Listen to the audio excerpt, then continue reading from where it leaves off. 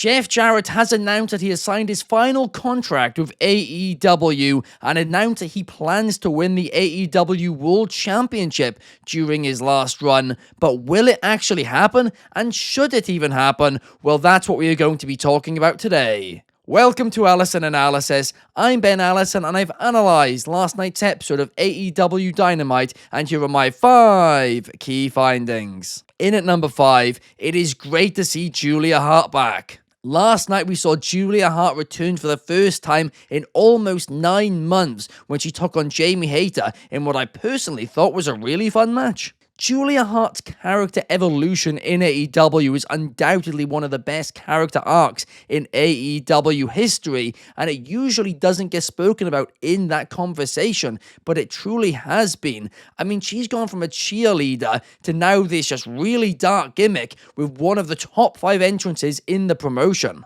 I mean, for the longest time, and I can't believe I'm saying this, she was the only relevant thing in the House of Black faction, which, you know, in some ways is a little bit of a shame, but it also does show how great Julia Hart has been. So I'm really excited as to what is next for her. Now, obviously, the feud with Hayter is going to continue. After all, Julia Hart cheated by using the mist to win the match. But will being misted lead Jamie Hayter to go to a bit more of a ruthless side of her, show that aggressive side like what happened with Willow? I really do hope so, because since returning to AEW at All In this past summer, we haven't seen too much from Jamie Hayter, and it's been a little bit of a shame. Hopefully, this gets some momentum back for her, because she is a hell of a competitor. In at number 4, the production changes looked great. With AEW Dynamite moving to HBO Max as well as being on TBS and it being advertised as a new era, I think a lot of people thought we were going to get new graphics, a new stage, all of that. But here is the thing. For the past few years, the Dynamite graphics and stage have changed every single year. And last year when they changed it to what it currently is right now, I said, hey, this is the best, it's locked, keep it like this for the long time, right? You don't need to change it every single year, and thankfully they have not. But while there's no new stage, while there's no massive graphical changes, what they have changed is the production, and it's small things, but they are effective. The biggest change is the fact the lighting is a lot brighter now.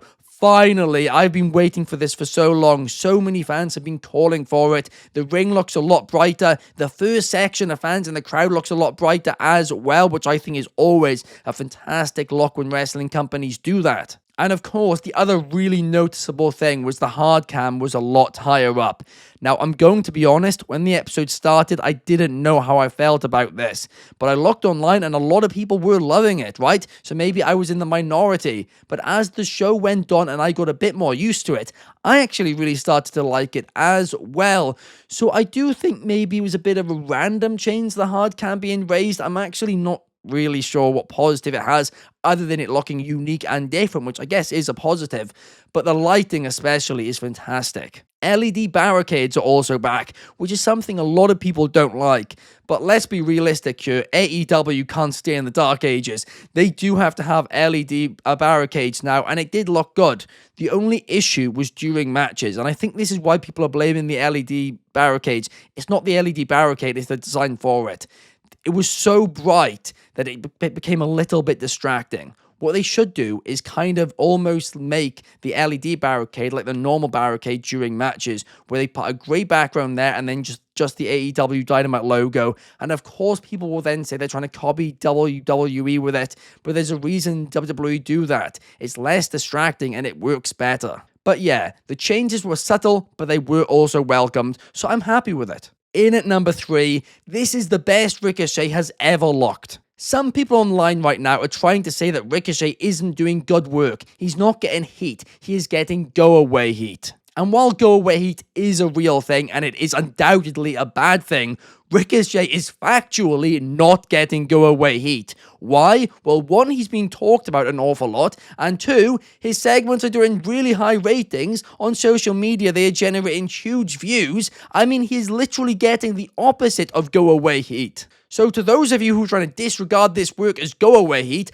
I think your minds are more twisted than the barbed wire on Negan's baseball bat, because he factually just is not. The visual of him standing over Swerve Strickland, covered in his blood last night, with the scissors in his hand, it was brutal, but it was fantastic. Swerve has brought out a really dark side to Ricochet, and I'm loving it. The only other time Ricochet as a character has been this interesting is perhaps Prince Puma in Lucha Underground, but that was a very long time ago now, and since then he has been nowhere near this interesting. A lot of times when wrestlers move from WWE to AEW or vice versa, they kind of have the grass is greener on the other side mentality, and usually that's not necessarily the case.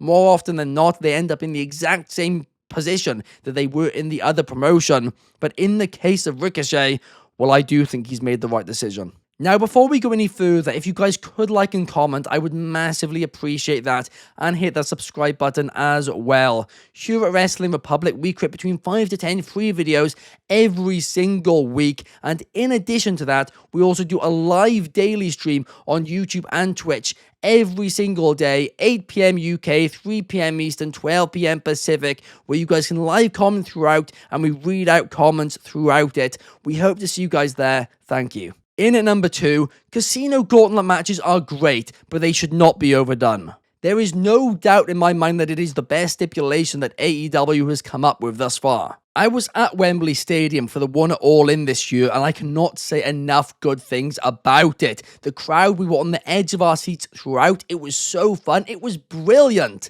But here is the thing, they're now starting to overdo it a little bit.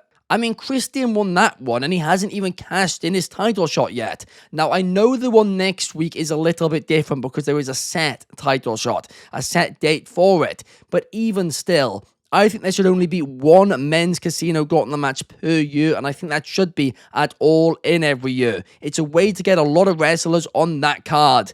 Then perhaps have a women's division one on Double or Nothing on that card, and then perhaps have a tag team one somewhere in the year as well. But just one per division per year. We don't need to see multiple. Don't overdo it, because this stipulation, it is an absolute golden one for AEW, but fans, they could get sick of it if you do them this often. And in at number 1, Jeff Jarrett should not win the AEW Championship. Last night, Double J announced that he has signed his final contract with All Elite Wrestling, and that at the end of it, he will be retiring, but during it, he has one aim, and that one aim is to win the AEW Championship. And this, well, it just obviously should not happen, but I don't think it's the plan for it to happen either. I think what Jeff Jarrett wants to do is the exact opposite to what Bryan Danielson did. I think Jeff Jarrett is going to put his career on the line in an AEW Championship match on a pay-per-view, and I think he is going to lose, with the final risk of his career not paying off. Now, of course, this would be a sad moment, but a lot of the retirements in AEW thus far have been really happy ones, whereas some of the best retirements in professional wrestling are the sad ones. I mean, obviously didn't end up being his retirement, but Ric Flair WrestleMania 24 is what, in my opinion, was the greatest retirement. Shawn Michaels WrestleMania 26, the same thing. Those are the memorable ones, and I think that is the way which Jeff Jarrett wants to go out. And I do think Double J's career is going to be looked back upon more fondly than it actually was perceived at the time, but there is no denying this man has done so much for the sport of professional wrestling. He has changed so much about it, and he does deserve to go out in a big way on a big stage. But overall, I really did enjoy last night's episode of AEW Dynamite. I did think it was a fun episode. Adam Copeland is now just Cope. I don't like that personally. I mean, if you wanted to drop the Adam because there are so many Adams in AEW, fair enough, I'm a fan of that. But just go to Copeland. Cope, I think, is a bit too short, and it almost feels like a Vince McMahon name change, where he just shortens your name massively. So yeah, I would have preferred it if he was just Copeland. But I did really enjoy the show. It was a fun one. Hopefully, the only negative, I guess, is I don't think they announced enough top stuff for Collision, because Collision's been having a great run the past few weeks with the Continental Classic, but now it's over. They really needed to give fans a reason to tune in this week, and other than seeing FT Rated R or whatever they're called in, competing on Collision, I don't think there's a real reason to tune in. So I would have liked them to announce maybe something bigger for Collision on top of that and set something big up for it. But other than that, I really did enjoy Dynamite. What were your thoughts on the episode? Let me know in the comments down below, and I will be back on Saturday morning to talk to you guys a little bit about Friday Night SmackDown. See you guys then. Peace.